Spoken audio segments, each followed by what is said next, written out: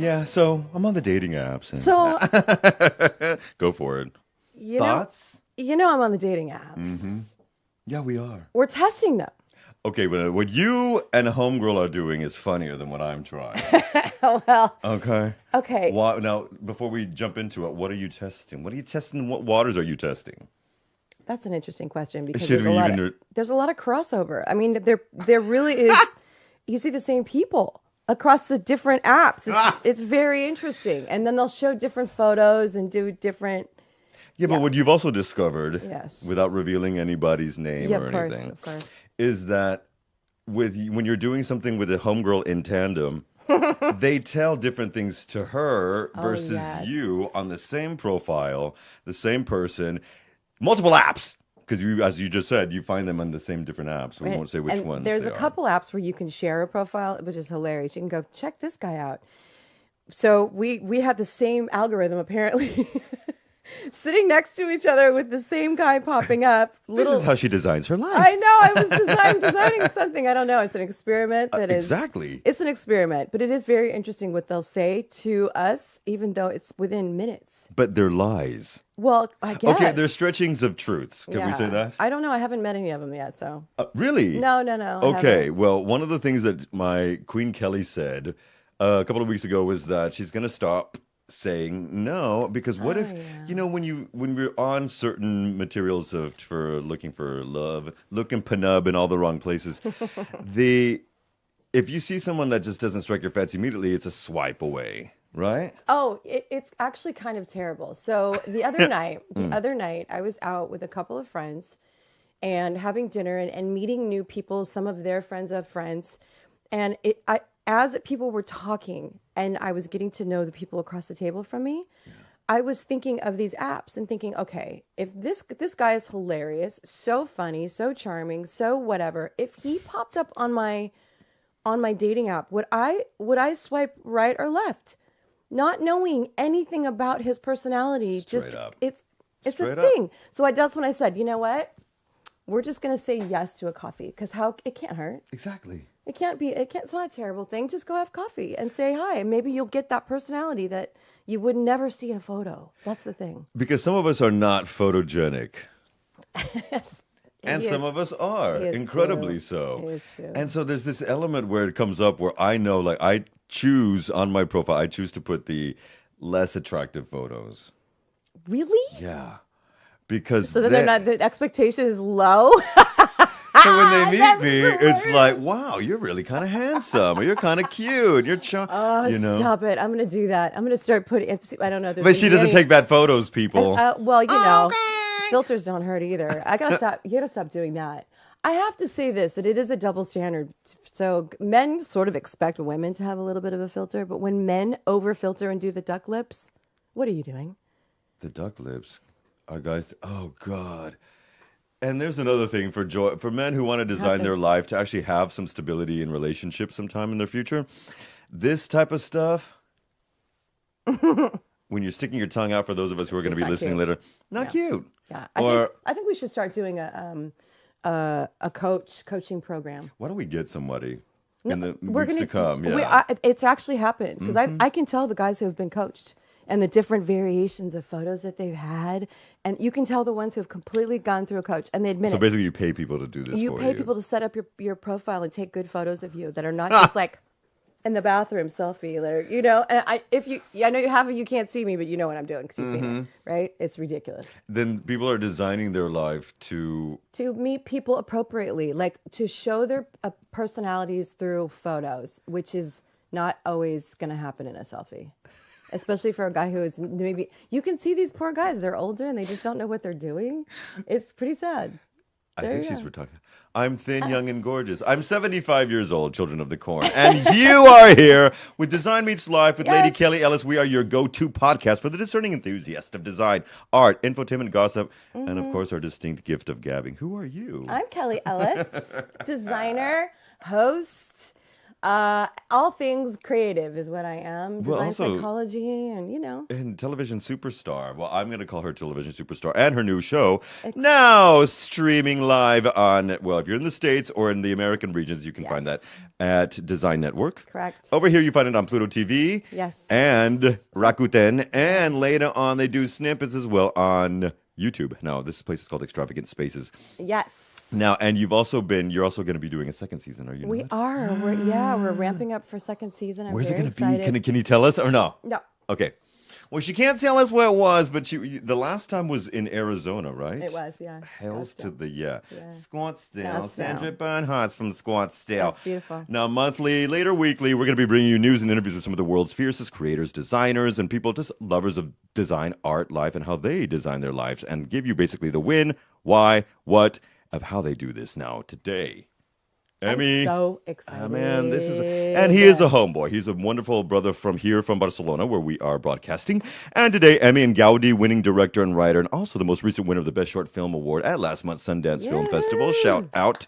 Alex Lora is going to be joining us in just a bit, calling in from New York before his kids wake up. But Kels, speaking of, now we're going to when we do this, we're also going to be presenting Kelly's Corner and Lucas's Lair. But we kind of started with that because we just had to. And one of the things that I've noticed is I don't know how to let others help me. I'll help you. Where do we start? Now, weeks ago, in fact, when we were recording one for the can, we talked about eventually we need to have you over to my house so you can say, I have so much stuff. I don't even need new furniture. I just need it, not feng shui. I need it. Thank you. I need a creative eye to see that and spot how I need to make things happen. Yes. After we record this, I'm running off for 3 days to hide in the mountains. It's 11/11. And I'm leaving my 2 babies, which both have 4 legs, with a family member. Yeah, you know what he said though? He said, here's the difference. That's what's really happening is he's leaving them with a family member. But what he says to me is this: I'm so upset. They're going to be alone.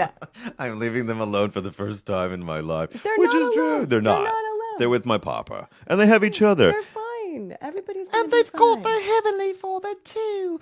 But Everything's going to be good. When I'm in Lucas's lair, sometimes I realize that I don't know how to ask for help either. Yeah, I think a lot of people actually have that issue. I don't really ask for help very often either, quite honestly. Have I ever said to you, hey, I want to talk about something, I need help? I mean... Or I just say it. I just talk. You just talk. Yeah. I don't think the actual words, though, come out of my mouth to say, I need help. I don't think I've ever said it, actually. So what does that say about us? I don't know. Maybe we're just... That's something I want to ask Alex as well. Yeah, as that is a very writer, good... director on both coasts, and a father of 2 kids. It's like, come on now. Yeah. All right. How do you... I mean, maybe we're conditioned. And maybe it's something that's more from our region from whence we hail. I think it's conditioned. I think it's definitely family. Yeah. Yeah. Okay, so not even from being U.S. North American. No, it's family members. I think it's family. Yeah. So who was the one who never asked, but then gave that, what is it called? Either righteous indignation or passive aggression. Can we talk about it? Because for me, it's my dad. My mom was just, oh my God. If you didn't do it, a knife came at you. So we just did it. Yeah. But with dad, there's and we actually went to therapy with my dad. How'd that go? It was really interesting. Was it good? Yeah, but I walk in there and his therapist was fine AF exclamation point. And my father hadn't told me. Was he on a dating site? I'm like, yeah, my father hadn't told me. This man is attractive. Good looking. He's between 34 and 39, and which is my age. No, I said I'm 75. I'm 75. And it was easy just to speak to him, but I was nervous because he was so good looking. That is not a very good therapist. No, it's not his fault for being good looking. I know, but I think if I walked into a therapist that was really attractive, I don't know how much I would be really saying. Would you? I mean, I just wanted to get on my knees, if you please. I'd be very, very guarded. Yeah. Well, you know me. I gave it out because I was concerned. What, are you trying to tell me that you have no filter? That's weird. I don't think any of us noticed. No, exactly. And I told him that. And because one of the things, the reason why I was there was that one time my father mentioned that all men of a certain stature, i.e. of a certain class, they have 4 faces. Oh. that they wear. And the first thing I thought was The Three Faces of Eve, starring Oscar winner Joan Woodward, but about multiple personality disorder. Right. But then he talked about there's the face that men put on the street and at work. There's the face they put with their friends, the face they put with their family, and then the real man. You know what? All of that just turned me off. Yeah, I don't want to meet any of them. but it's I'm not interested right now. That sounds terrible. Now I'm not going to be able to unhear that when I'm looking at some dating apps. I'm going to be like, what face is this, I wonder? But it's a concept that's coming out of modern stoicism thought. Wow. Not like the Seneca shit from back in the day.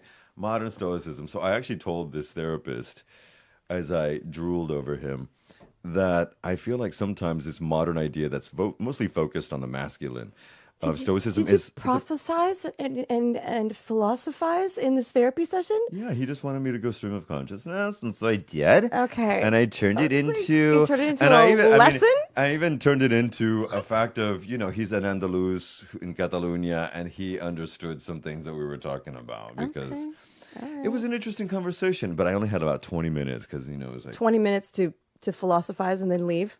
Wow. And he wanted to know about my ideas with my father. He probably just went, okay, that I understand the relationship now, and then you just walked out. No. He loved it. He was laughing. And then I left, and he had some sit down with my father. My father comes out of the building because I was outside. And he just comes and gives me a big hug. Like, thank you, mijito.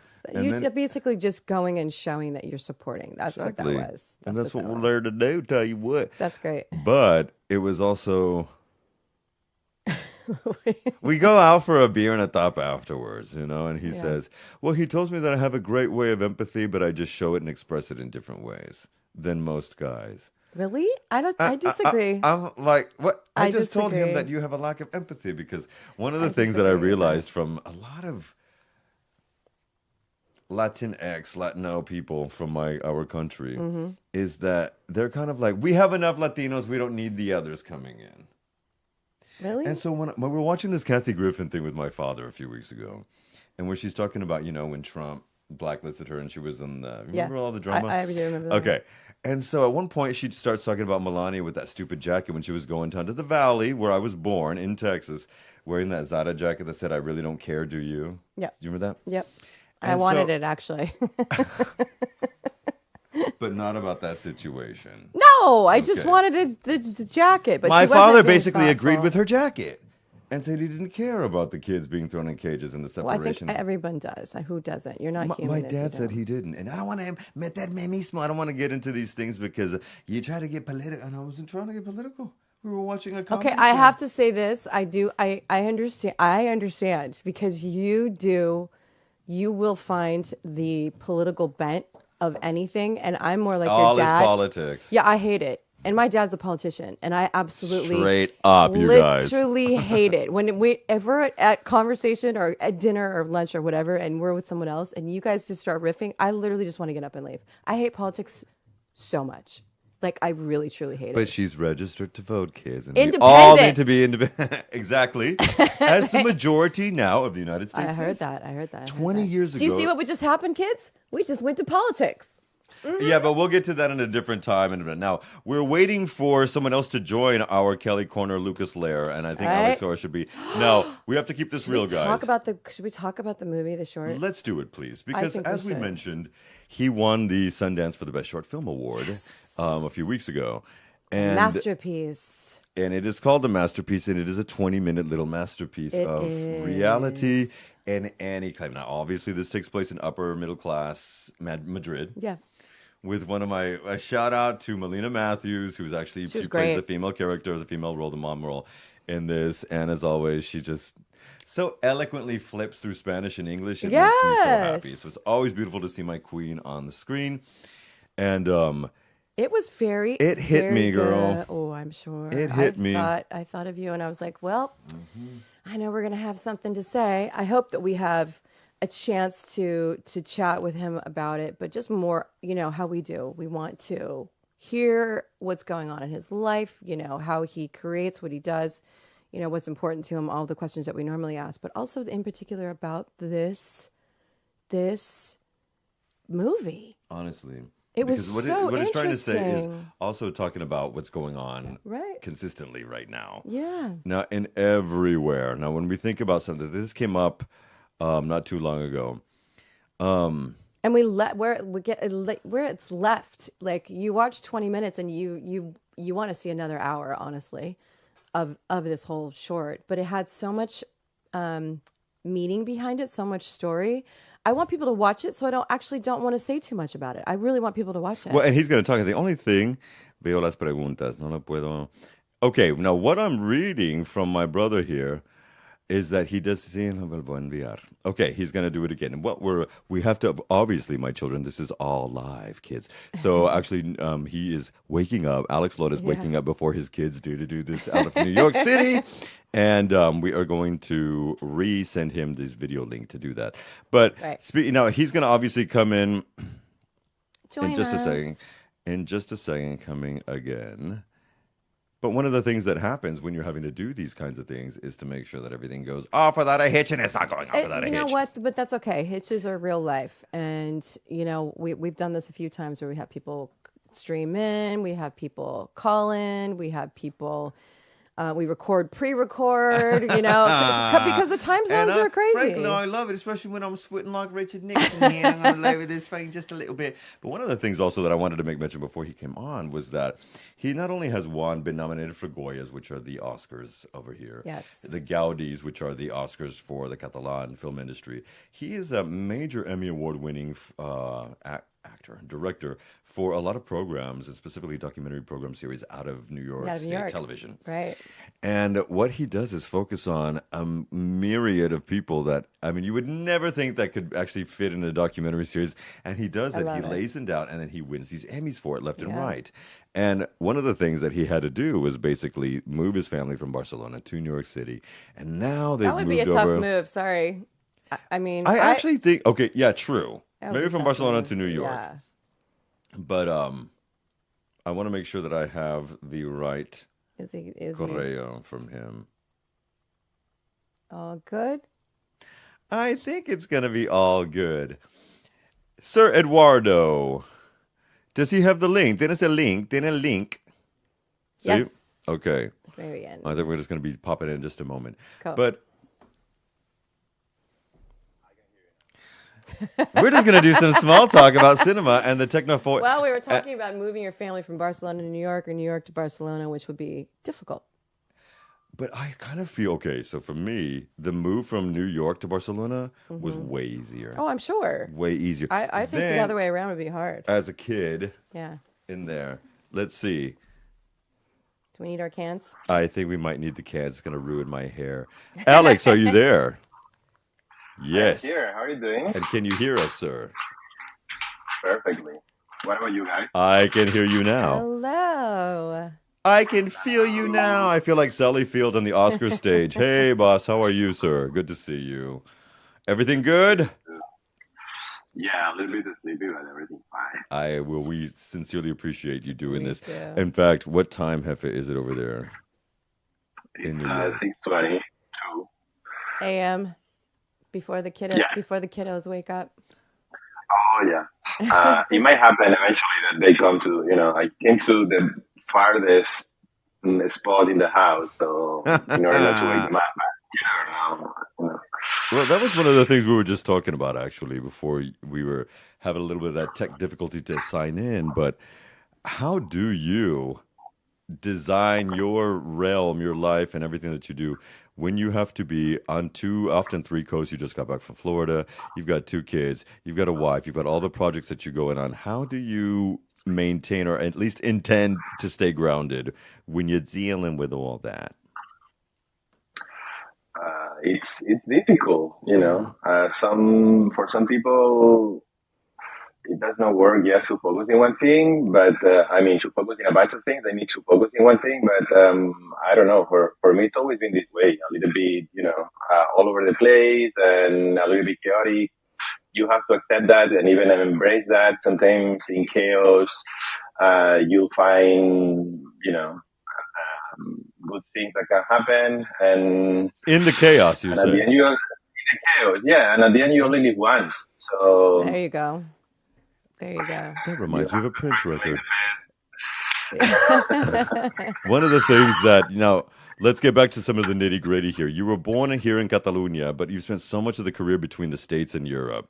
I mean, obviously flying back and forth. How does a young guy from BC manage to get and try his luck at so many different things, especially now that out of NY? Because that's, it takes its time, like any process.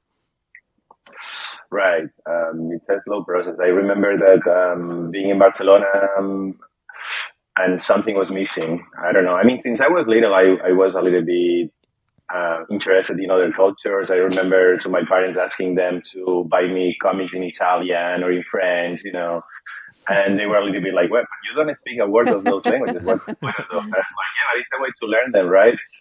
And yeah, the first time I think I was 20 years old, and I went to live in Italy with this kind of Erasmus grant, and I liked it. I thought that it was a good challenge to be by myself in another country, and after that I could not stop it. Then I went and I lived for some time in Argentina. Then I don't know. I got a girlfriend that she was Greek, so I also moved to Greece for some time. As you do. As you do.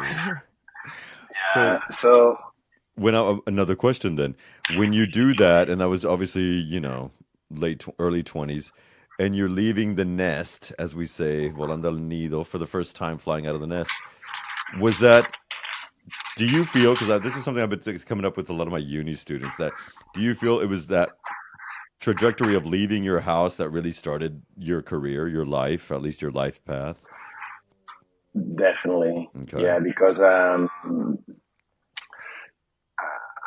if you have responsibilities, you have to find a way to deliver and fulfill those, right? And if you have a room that you have to pay, right, or trips that you have to pay, and then you find a way to pay those things,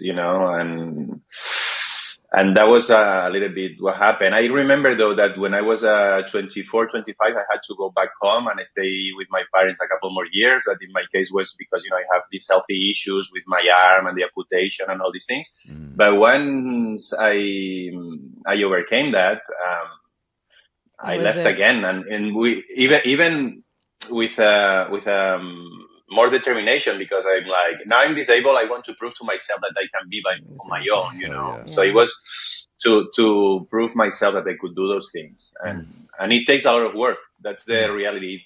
I think that I do, and a lot of people don't realize and take it for granted. I work a lot. Yes, you do. And in a lot of things, and keeps you going, doesn't it? Keeps your mind going, keeps the projects coming, because you are creating the documentaries that you do and the short films that you do.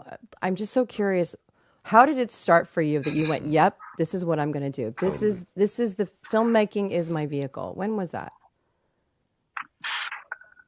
I was interested in film since, I decided at a very young age. My parents like to watch movies at home, not the movies I was more interested in. For instance, I remember that the last movie I went to watch with my father was Unforgiven in 1992, and we went to watch it because he really wanted to, watch this macho Western, and then he found something completely different, with Clint Eastwood being kind of in his, decaying or yeah. So he didn't like it, but I loved it, and then I remember, I had to go to do my high school classes, and in the afternoons, sometimes I didn't want to go. And in Barcelona, there was, I think it's still there, the library of Del Miro de Caral. It's in Las Ramblas, at the end of Las Ramblas. It's the library of the Filmoteca. Okay.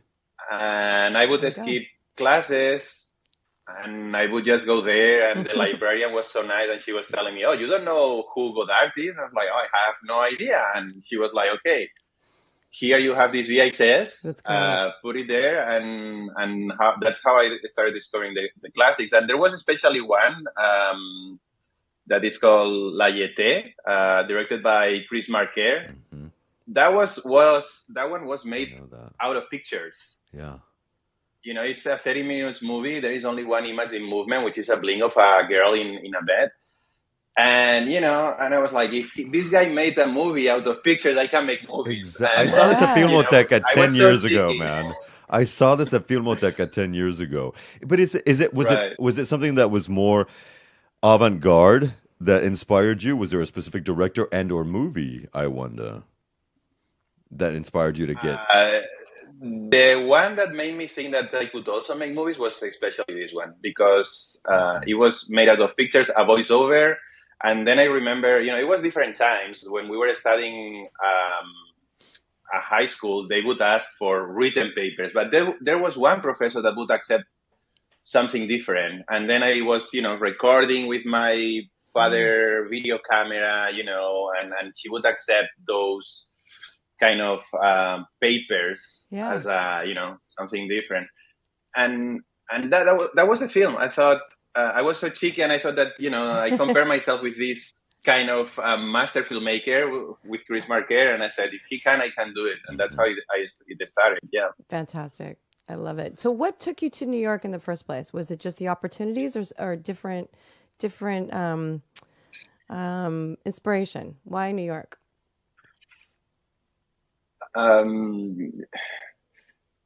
I think all it started in 2008 with the crisis. Okay. That was the starting point, because it was difficult here to get gigs, and I also was after people to pay me back. There is still some people that owes me money from that period, to be honest. Hi, remember that? Yeah. If they hear this, they know who they are. And they will in the next month to come. Okay. Wow. So what can you do? You know, it was tough times for everybody, and then I started looking for these grants, and I heard about La Caixa grant, and I heard about the Fulbright grant, and I just started to, you know, to apply and make, you know, what they were asking, and I was lucky enough to get one of the Fulbright grants, and then moved to New York.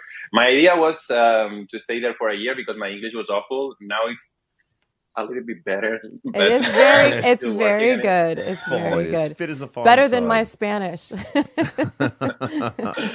So, yeah, the idea was to go there for, you know, maybe a couple of years and then come back. But there you are. I made my base here. Yeah. Hell yeah. Great. You know, we were talking about the film. Yes. Just a little bit, the Sundance winning film you just went from last month, the masterpiece. And I don't want to give too much away, but if you can talk about that. I didn't know that one of our dear loved acquaintances here on the show, Melina Matthews, actually played the female lead. And I just shout out to Melina always. I love that lady. But why the concept of this, without obviously giving too much away, because it will be coming out, I presume, in some of the streaming platforms now. But when you win, when you win a Sundance Award, you're obviously getting recognition from Robert Redford's crew that this is the finest short film that they'd had there. What inspired this story? Because I did shed a tear, as I often do. Great. I'm not emotional at the end. It was great. What inspired that besides the reality we're all living in? Guys. Thank you so much. What inspired it's the reality we are living in. The original idea is not mine. It's from Lluís Quillet, who is also a filmmaker and a good friend. And when I'm in Barcelona, I still keep a very little apartment there in Barcelona. I mean, I'm still paying for it.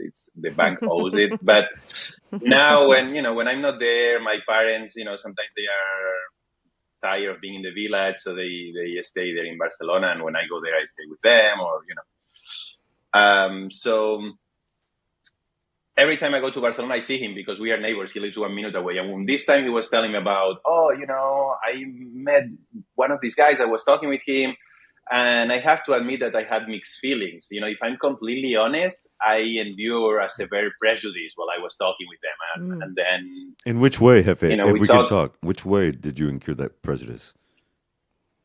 My friend, I mean, he was being very honest. Mm-hmm.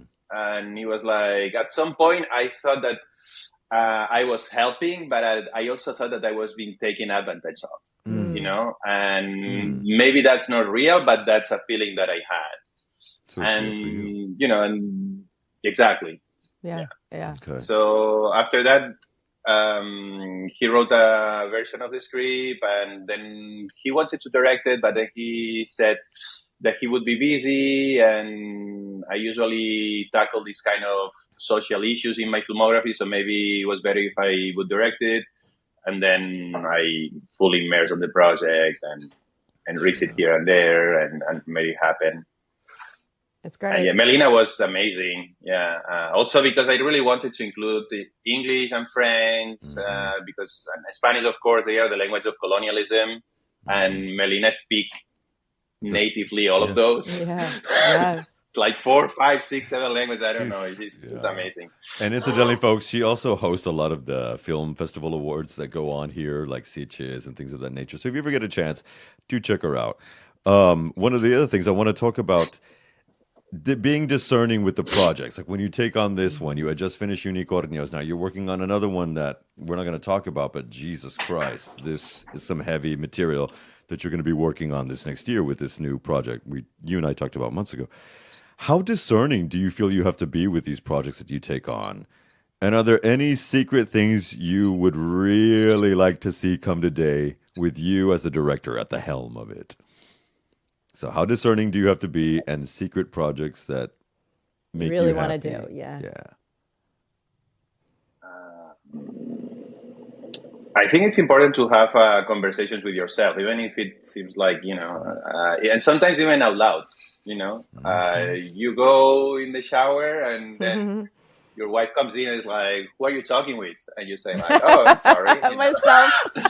Well, wait a minute. Yeah. Can I make a side quick note? That is the question 6. That really is. It really is. It was a question I was going to ask you because design psychology is my passion, and we're just going to jump to it really quick. Please. And so, design psychology just is the whys of design, right? And I'm always so fascinated by people, their surroundings, right, and where they're creative and where they're most creative. And I was going to ask you that. So, what place? It could be the shower. It could be anywhere. It could be a corner, a room. But where are you most creative? Where do you get most of your inspiration? I'm gonna say, but don't take me wrongly, in bed. Okay. To be honest. Okay. No. Yeah. Okay. It's not right. Yeah. Rock on. But to be honest, that's what works best for me. Especially when I'm feeling very, very tired. I think I'm getting like more creative because everything gets mixed in your head, and there is some places that sometimes when you are very aware, you don't have access. That's right. And sometimes I'm kind of falling asleep, and I just will wake up and run to take the cell phone, and I write things down. Yes. And then morning after, I'm like, what the heck was that? Oh, it doesn't make sense at all. I mean, I didn't know what this is, but some other times they make sense. And then you are like, oh, I think there is something to pull here, right? Yes. So for me, that's the place. And then, of course, the other place is when you are working. Right. Okay.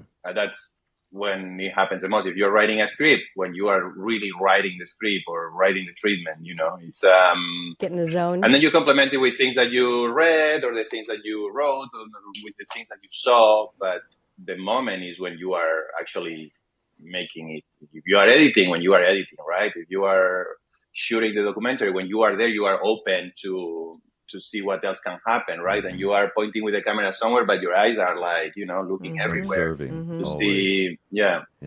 Could I ask you a silly question? That's not on the list I sent you last week, but empirically, are there moments when, I guess empirically, when you're doing your own shooting, where you feel like, okay, no, we have to stop all this, and I'm going in a different trajectory. Like your mind just goes in a different route, and you change the scene right then and there. It happens. The crew hates it. That's what I was going to say. Yeah. Yeah. I mean, in documentary, it's easier. But for instance, in the last feature, I encountered that issue a bunch of times because at the end, some of the things you are planning them in abstract, you know, and I really like to play chess, but I'm not Kasparov or or, you know, or I'm not a grandmaster at all. So you have a limit, and then you might be planning something, and then when you go to set, it does not work. And I'm sorry, it's a pain for everybody, because the director of photography made her or his plan of light, right? And I'm asking to do something different. So that's our job, our work that needs to be redone, you know, or maybe the actors sadly can feel a little bit more insecure, or you know, some other actors might feel that this is a challenge and it's nice, right? But it happens, and I think it's good it happens, because especially if you realize, you know, what it would not be wise is to stick to the plan if you see that the plan is not working. Yeah. Correct. What about those any secret desires of things you would like to do? Like, would you ever want to helm a Jurassic Park like Bayona or something like that? Or would that just be, no thanks? Oh, yeah. Really? A huge, like, budget project? I would like to, yeah, of course. I think in order to make them little personal, you know, projects that I do, I always find a way. But in order to do these big projects, I mean, if I have the chance, I would like to try it. You know, there is a movie now that I actually wrote it last year, and it's a science fiction movie about a colony in Mars. You know, like 5 people that are sent there, and they don't know, but they are an experiment to have the first Martian. You know, which is going to be a human, of course. Okay. So to birth that first Martian there, and they are not totally aware. Oh, wow. Do you like that, this sci-fi you know, genre? takes... Sorry. I like it, yeah. Yeah, okay. Next question then. I love it. You were talking about the last feature that you did, which was up for some candidates here for the Yes. Goyas and the Gaudis as well, which was called Unicornios, with loved local actress Greta Fernandez. One of the things you talked about not too long ago when you and I had a sit down was that you see certain discrepancies and or differences between the generations of new actors versus actors who are a bit more mature That's interesting. in their career. What are some of those things that you identify that you noticed with younger actors, you know, that 17 to 29 crowd versus people who are a little more established in their 30s, 40s, 50s? Be nice. I would not just... yeah, I mean, it's yeah, I don't want to be rude, because at the end it's very easy for an older generation always, you know, to trash the youngest generation. I don't think it's even fair, you know. No, exactly. But you know, each generation comes with their own issues and challenges, and also wonders, right? So one of the wonders, I think, is that they know they have a lot of talent, and they are not afraid to state it. You know, I think our generation was like, I have to work hard and my moment will arrive, kind of thing. Yeah. And here now is like, I'm good, and you should know it. Exactly. Which I think it's great.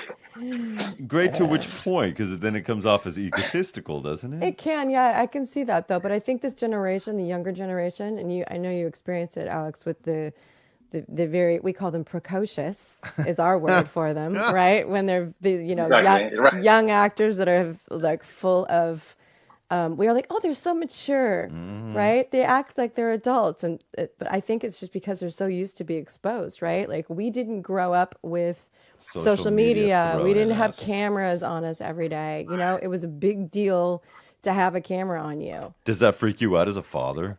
Oh, because my sister's children are badass adults. You've got younger ones. Does that freak you out to see the social media plaguing them simply? I mean, always? A little bit, but that's something that I tell them, that I want to trust them, and I trust them. Yeah. And at the end, this is the only thing you have, you know.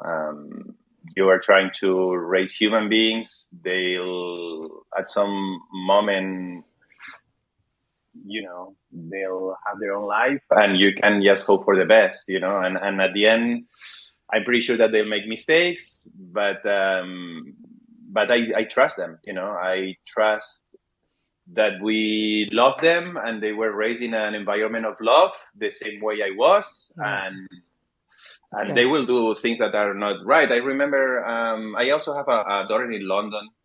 She's 10 now. And she was showing me the things that she's been recording with the tablet, right? With her friends and this and that, and everything was so nice. But there was one that she put the tablet in the bathroom, and she was kind of doing things that maybe she's watched in other videos, right? And then I told her, like, this is not great. And I'll explain you why, because you are playing there, you're about to get into the shower, you're with a towel. What if the towel falls and then this video gets stolen or whatever? Exactly. And that can happen.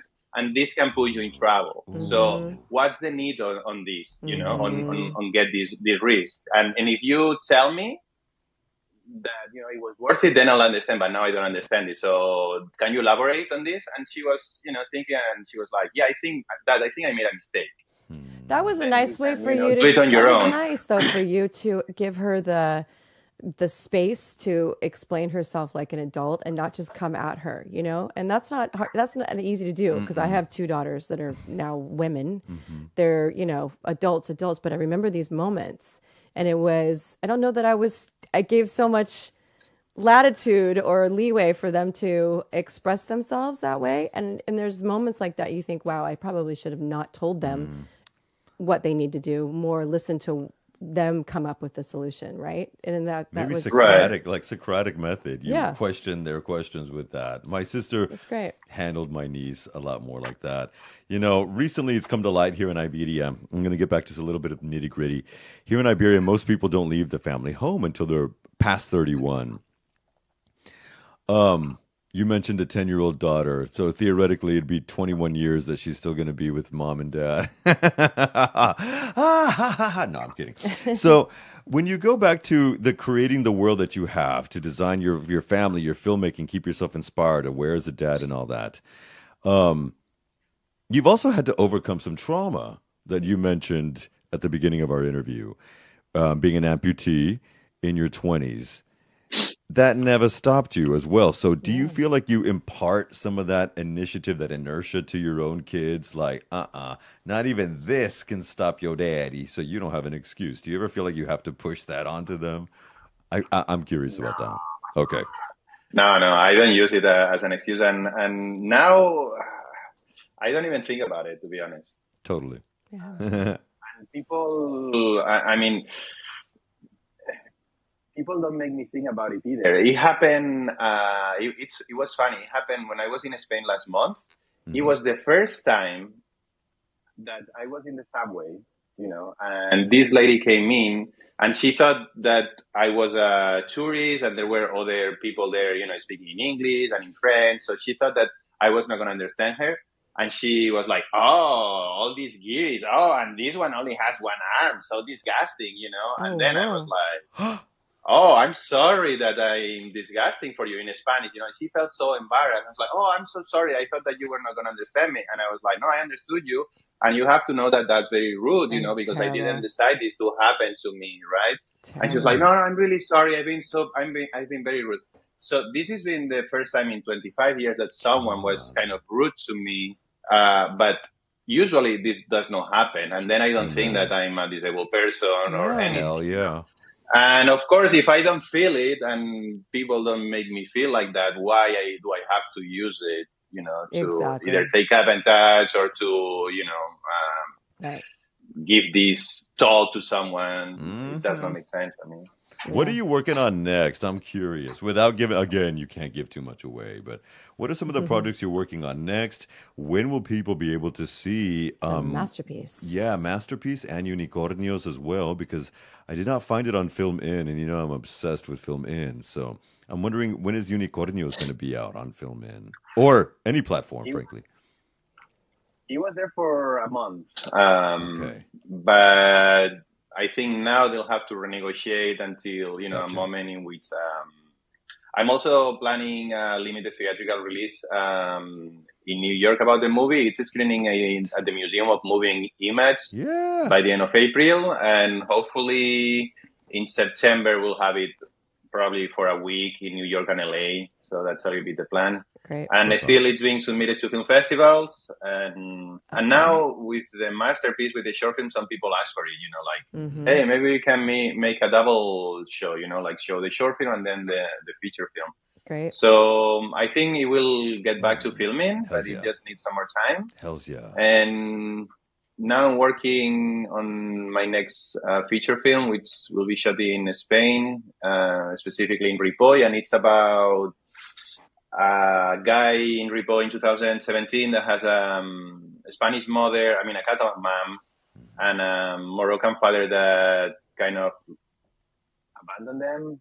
And he's grown up in Catalonia feeling, that he's so Catalan, but his color of the skin said something different, Wow. Like, oh, you don't belong here, right? So the movie starts when he's 18 and, he feels anger, something is not working for him. So he starts like trying to discover his other side, right? His Moroccan roots and culture and all these things. But the thing is, he does it in the worst possible year of the recent Catalan history, that was 2017. With the referendum, the terrorist attacks, and in the worst place, which is Ripoll, and I chose to do that story also because my parents have been living there in Ripoll for the last 25 years. Wow! And I grew up, like 2 minutes walking from La Rambla, so it touches us to all of us, right? But honestly, and it's a movie. At the end, it's a movie about identity, So again, dealing with very heavy material. Not with very heavy material, but please. But the way that you do it, that is what is so it's so universal. It's very interesting because there's a lot of filmmakers and directors when they tackle these really heavy issues that plague us in every country, no matter where we are. Christopher Nolan. Right, but then you get the way that they do it is so in your face that it makes you polarized. The way you do it is you shine a light and make people think, and that's it. And it's it's a quiet way of addressing very heavy issues that I absolutely love. And I just say, yay, thank you for that, because you don't make me feel a certain way. I'm not angry because of the actions that the people are doing within the film. I'm not, I'm not instantly creating I hate this character, love this character. I'm just watching. And I'm thinking and thinking and thinking. And I loved it. I love the way that you present that with so much space. It's just, it's refreshing. Even the little kid, when he's trying to everybody. From the masterpiece, I'm thinking, not necessarily Unicornios with Cora Fernandez. Same. But the way that he's having to, what's going on? Grandpa gave me that bike. What the hell are you doing? You take it, you make people think, or make people, I guess, I'm wondering, is one of the things that you like to do with your cinema, with your films that you do, is leave it to the person to make their own decision and what happens with those characters, with those plots. Like with this one, the one you're creating right now. Thank you so much. That's a little bit the goal. I like that the films don't give solutions, just ask questions, and at the end, you take them and you do whatever you want to do with those, right? And some people don't like it.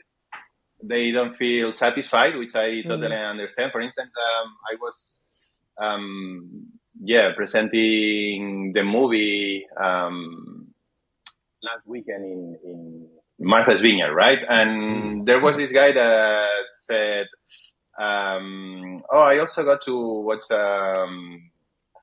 one of your documentaries online, and I think, the way you end the movies, it's not gratifying for me, And I was like, and is this good or bad? For me, it's bad, because I wish that, that I would get something out of it. And I thought, and I told him that if it's gratifying, sometimes you just leave the theater or the room, and maybe that's not the same match in in your mind. You know, when something it's, you know, it gives you this uneasiness or it itches, maybe it stays longer. And if it pretends to be thought-provoking, maybe I was tending to not giving a kind of gratifying ending and leave it open. Or so at the end, it's a decision. But I think that if it's not that gratificant or gratifying, I think kind of propels you to think about it. You know? I think some of the best movies ever are when you're still talking about them as you're leaving, right? And you're thinking still, about it. Yeah, you're still thinking, you're still talking about it, it's still a conversation. You haven't closed it wasn't yippee skippy and then yay, and they walk away and they holding hands and everything's happily ever after. Because it's just that's not life, right? That is not life. And that's what that comment makes me think about how you're going to imbue that or infuse that into the topic of this new cinema that you're shooting, because I mean that is the heaviest topic that we've had to deal with in the last 5 years.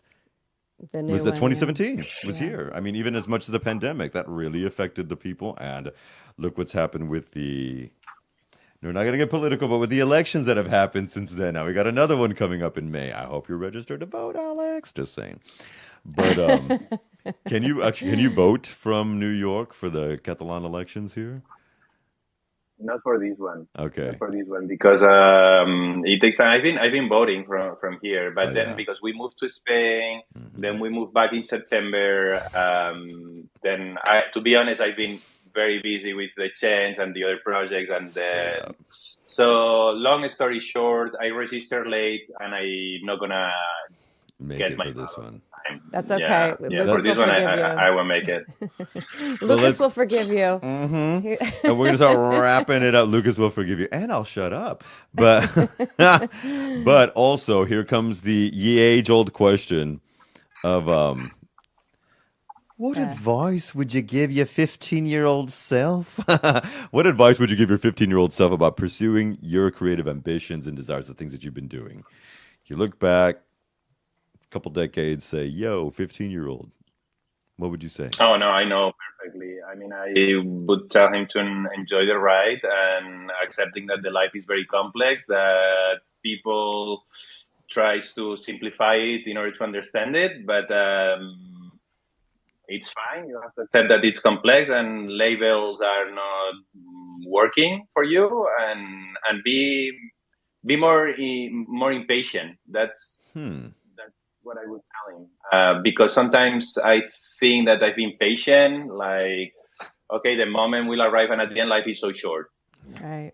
You know, so sometimes you have to be more proactive, and instead of being like, okay, my opportunity will come, and I work hard for that. It's okay. You work hard, but you also have to go to look for opportunities, because you have to make them happen. That's right. And that's something that I learned from, the coming generation. Yeah. I think that was fantastic advice, right? Mm-hmm. Straight up. You're talking to a couple people who did exactly what you did, pick up and went to a different country and went, okay, I'm going to do something else. And that's kind of a running theme for us, is and also having the bravery. Not having patience. We That's don't another have running theme. Having bravery. That's too many years in New York, I think. Jefe, thank you so much for doing this, being here today. And I hope that you're a little more awake than you were 30, 40 minutes ago. But you look fresh as a daisy, sir. Fresh as a daisy. Are you going to go make breakfast for the kids? Yeah, definitely. Yeah, exactly.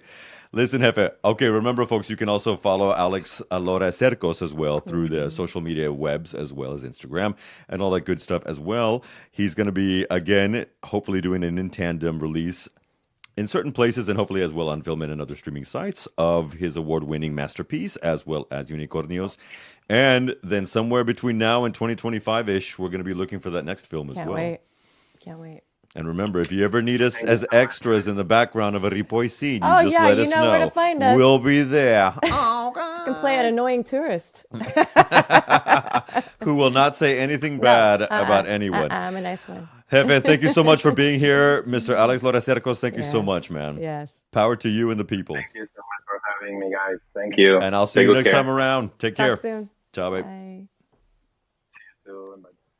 He's so cute. He's a badass. He's a badass. I like the cans. I'm going to leave these on. You like the cans? I do. They mess up my hair, so you know how we roll up in here. But that, again, is another beautiful one with award-winning filmmaker Alex Lora in the can. And, of course, we're going to be getting all of these things together in the can so we can launch in the next few weeks. Yay. And remember, as we sign off and send you off into your holiday, everything you do in your life is designed by you. Exactly. We see our lives as something that you design and be intentional about it every day. And we want to hear stories, right? And set that intention. That's right. Especially when we go off live. We want to hear more about those intentions, the things that you want to set, how you're designing your life to make that happen, and how you keep a little bit of peace in there. Remember, put yourself in your roles. I know especially a lot of my single dads and mothers in general, we don't always include ourselves in our lives. Please do that, okay? Okay. And we'll be back next time with more goodness for your ear and eye holes. And until then, we will see you then. And another mad shout out, as we always do, to the beautiful jazz pianist, Giovanni Gizzani, who leaves us his beautiful music to play us out. Folks, Design Meets Life. Remember, Kelli and Lucas love you. We'll see you on the flip. Bye. Bye.